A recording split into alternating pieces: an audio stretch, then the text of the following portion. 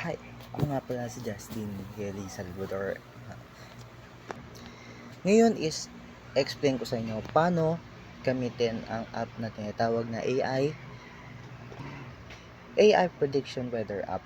Ang app na ito ay ginagamit upang makatulong sa ating pang-araw-araw na buhay. Maraming use nito ang app na ito.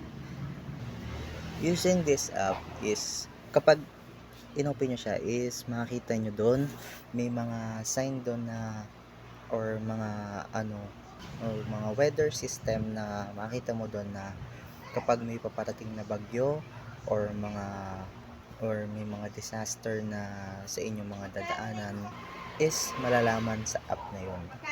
And may mga iba pang use ang app na yon kasi nga AI means artificial intelligence.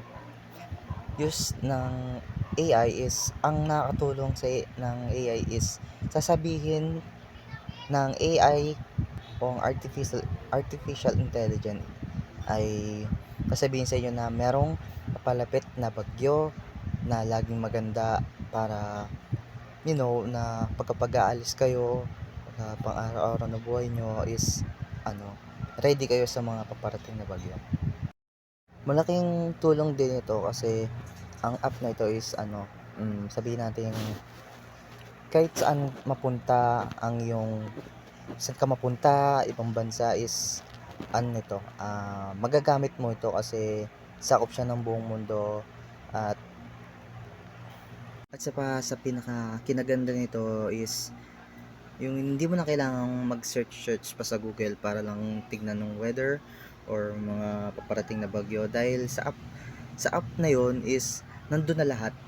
Makikita mo na lahat doon kung may paparating nga, yun nga, and makakatulong rin sa'yo kasi may AI, may artificial intelligence na makakatulong rin sa'yo sa app na yun.